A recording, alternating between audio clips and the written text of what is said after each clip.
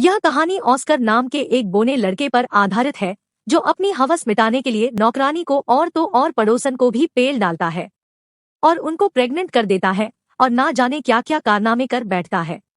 ये हम आज की एक्सप्लेसन में देखने वाले हैं। आज मैं जिस फिल्म को एक्सप्लेन करने वाली हूँ उस फिल्म का नाम द टिन ड्रम है और ये फिल्म 1979 में रिलीज हुई थी। मूवी शुरुआत होती है और हम एना नाम के एक औरत को देखते हैं जो अपने खेत में काम कर रही होती है। तभी वहाँ जो सब नाम का एक व्यक्ति दौड़ते हुए आता है और पुलिस से छुपने के लिए उस औरत से मदद मांगता है। तभी एना अपनी जादुई गुफा को खोलकर उसे वह छुपा देती है। जोसफ भी एक नंबर का हरामी होता है जो कि उसे उसके गुफा में ही उसका कांड कर देता है। फिर पुलिस की चले जाने के बाद वे भी वहाँ से चले जाते हैं। इसके बाद दोनों रहना शुरू कर देते हैं, लेकिन पुलिस उसे पकड़ ही लेती है। पर इससे पहले वह उसे मार डाले जो सब पहले ही पानी में कूद जाता है। अब कुछ लोगों का कहना है कि वह पानी में डूब गया और कुछ लोगों का कहना है कि वह भागकर अमेरिका आ गया, जहां वह अमीर बिजनेसमैन बनकर ऐश कर रहा है। वहीं दूसरी तरफ एना और उसकी बेटी बाजार में सामान बेचकर गुजारा कर रहे थे। इग्नास अपनी कजन जैन से प्यार करती थी जो एक पुलिस पोस्ट ऑफिस में काम कर रहा था।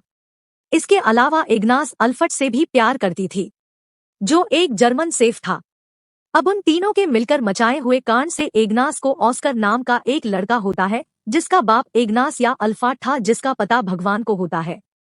अब पैदा होने के बाद ऑस्कर चुप होने का नाम ही नहीं ले रहा था, पर जब उसकी मां ने कहा 3 साल की उम्र होने पर वह उसे 3 ड्रम देगी, तब जाकर ऑस्कर ने रोना बंद किया। फिर 3 साल की उम्र होने पर अपने बर्थडे पार्टी में ऑस्कर ने लोगों को शराब पीते और नंगा नाच करते हुए देखा तो उसने डिसाइड किया कि वह कभी बड़ा ही नहीं होगा और वह अपने इस महान काम को पूरा करने के लिए सीढ़ियों से कूदकर नीचे गिर जाता है और इसके बाद से ही ऑस्कर हमेशा के लिए 3 साल का ही रह जाता है। ऑस्कर कभी भी अपने टूटे हुए ड्रम को अपने से अलग नहीं करता। जब भी कोई उससे उसका ड्रम छुड़ाने का कोशिश करता है तो वह इतना जोर से चिल्लाता है कि शीशे टूट जाते हैं। फिर ऐसे ही टाइम बीतता है और ऑस्कर 6 साल का हो जाता है और वह न ही बड़ा हो रहा था न ही अपने टूटे हुए ड्रम को छोड़ रहा था। जब भी कोई उसका ड्रम को लेने की कोशिश करता तो वह इतना जोर से चिल्लाता कि शीशे टूट जाते हैं। अब ऑस्कर की इस पावर को देखकर डॉक्टर भी हैरान थे, पर ऑस्कर के परिवार को यह जानना था कि वह बड़ा क्यों नहीं हो रहा है। दूसरी तरफ देखते हैं कि हर गुरुवार को इग्नास ऑस्कर के साथ शहर जाया करती थी और काम के बहाने से ऑस्कर को एक दुकान में छोड़कर जैन के पास जाती और घचाघच करवाती थी। पर ऑस्कर को अपनी मां की चढ़ती जवानी का पता चल जाता है। कुछ साल बीते हैं और ऑस्कर 12 साल का हो जाता है। फिर ऑस्कर एक दिन अपने मोम डैड के साथ सर्कस देखने जाता है, जहां कुछ बोने लोगों को परफॉर्म करते देखकर उसकी मॉम डैड को भी लगता है कि ऑस्कर बोना है। फिर सर्कस खत्म होने के बाद बेबरा नाम के एक बोना से मिलता है जो कि ऑस्कर के इस टैलेंट को देखने के बाद उसे अपने सर्कस में काम करने के लिए कहता है। तभी वहां ऑस्कर के मोम डैड आ जाते हैं और उसे वहां से ले जाते हैं। अब हम कुछ दिन बाद देखते हैं इग्नेश इग्नास को जिस दुकान में छोड़कर जाया करती थी वह दुकानदार इग्नास से प्यार करने लगता है। वह दुकानदार इग्नेश को ऑस्कर के साथ लंदन चलने को कहते हैं। वो उसे चूतिया बोलकर चली जाती है। फिर कुछ दिन बाद इग्नास को पता चलता है कि वो प्रेग्नेंट है और वो जैन का बच्चा है। इग्नास काफी परेशान रहने लगती है और वह परेशानियों में मछलियां खाने लगती है जो कि उसे पसंद भी नहीं थी।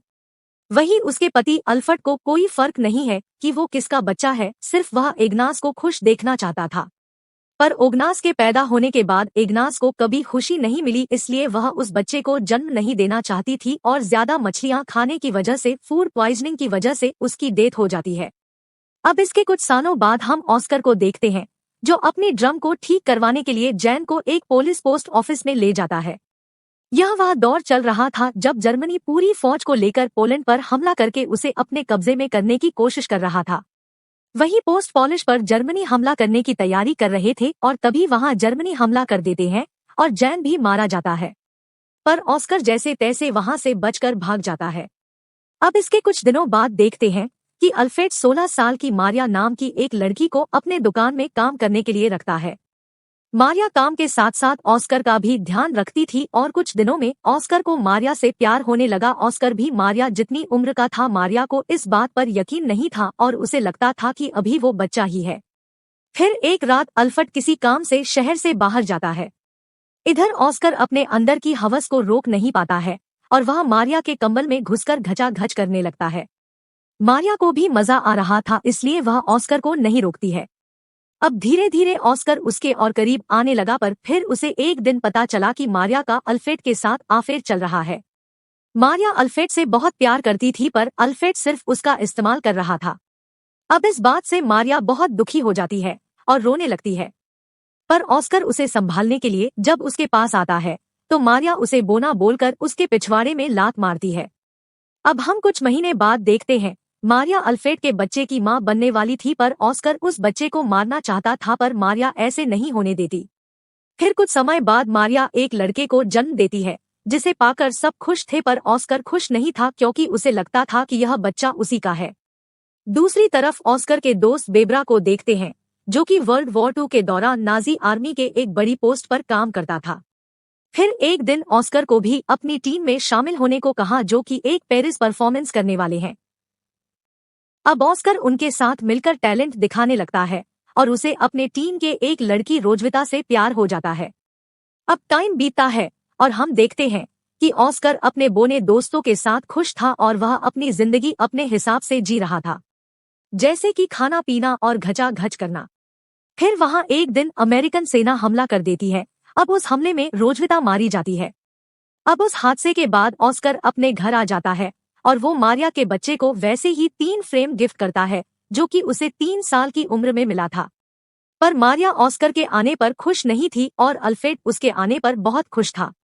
और अल्फ्रेड ऑस्कर को छुपा कर रखा था, जो उसे इलाज के लिए भर्ती करना चाहते थे, क्योंकि अल्फ्रेड को नहीं लगता था कि ऑस्कर एबनॉर्मल है।